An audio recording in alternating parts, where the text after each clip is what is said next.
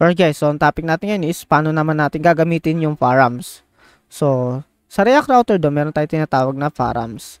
So, ano nga ba yung params? So, ito yung params, ito yung makikita natin dito sa my URL natin. So, ito makikita nyo na contact is parameter yan. So, halimbawa, meron ako slash dito na 1 or 2. Yan. So, parameter yan. 1, 2, tapos hello, dyan. So, ayun yung mga parameters natin. So, halimbawa, magkikreate ako dito ng another page. So, dito yung ating user.jsx.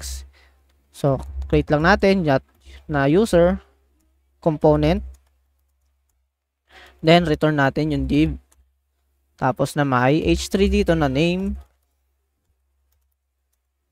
So, structure muna natin yan. Export default yung ating user.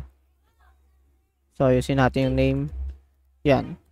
So, save natin. So, register natin yan sa my router natin. So, ito yung router natin, di ba? Kung natatandaan nyo. Ngayon, lagay lang natin dito yung panibagong routes. Register natin yung path, tapos yung ating user. So, tapos yung element, yung kanyang user, syempre. Component. And then, closing. So, i-apply natin yung params gamit yung slash tapos yung colon. So, halimbawa, ang ilagay natin dito is user ID. So, yan. User ID. Assume natin na user ID lang ang itatype niya dyan. So, gawin natin yan dito sa my app natin. O yung pinaka-app natin. Yan. So, halimbawa, maglalagay ako dito ng mga users. So, constant users is 1, 2, 3, 4. So, ito yung mga user ID. Assume lang natin yan yung user ID. So, gawa lang ako dito ng sa baba nito yung ating h3 na users. Ngayon, tatype natin dito yung imamap natin muna users.map. So, lagay lang natin dito yung UID. Yan, UID, then yung index, yung key, then return natin yung link. So, ito yung pinaka link, yung pinaka pang-navigate natin, yung href na tinatawag, o yung A. So, tapos yung href, ito yung ating yung pag-navigate niya. Pero ito ay dynamic. So, user. So, yan. Itatype natin dito yung UID. So, then, yung key, hindi mawawala yan. Yan. So, itong ginamit ko, guys, ay template string. So, pwede nyo siya aralin kung napag-aralan nyo na siya, or kung hindi nyo pa napag-aralan, so, search nyo na lang yung template string. Or panoorin nyo sa mga previous video ko sa mga JavaScript. So, meron akong video tutorial kung paano gamitin yung mga concatenation. So, hanapin nyo na lang sa YouTube or TikTok ko. Ayan. So, i-return natin yung mga link na yan. Pero, kailangan natin mag-ayos dyan ng style. So, ayan. Div pa rin. And then, syempre, yan.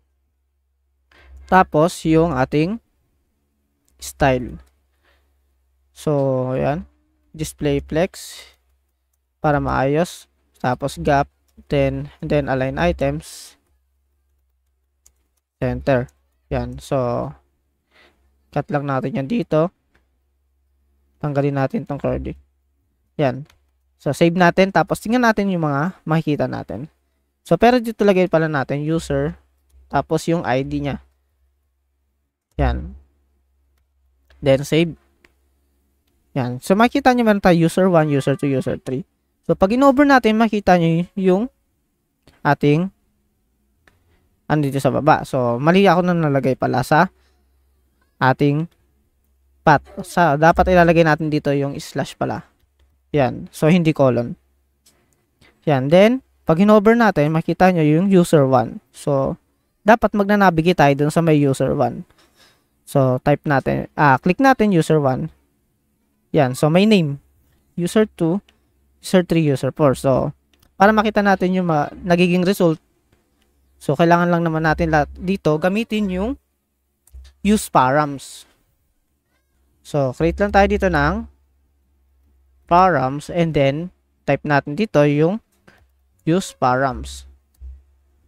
Yan. So, syempre, para makuha natin yung ID, console log muna natin kung paano natin siya makuha. Kasi yun yung goal natin, user ID, di ba? So, console log natin.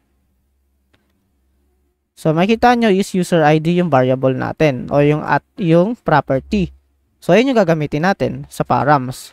So, destructure na natin directly, then user ID. Yan. So, check ulit natin para sure. Then, save. Ayan. So, 4 yung value. So, lipat tayo ng user 3, user 4, and then user 1. So, okay na siya. Ngayon, tsaka natin ito-type dito yung user, tapos yung user ID niya. Yan. So, save natin and then browser ulit. So, si user 1 tayo ngayon. User 2, user 3, and user 4. So, ganun guys, gumagana yung use parameter natin o yung paano natin gagamitin yung parameter sa React Router DOM.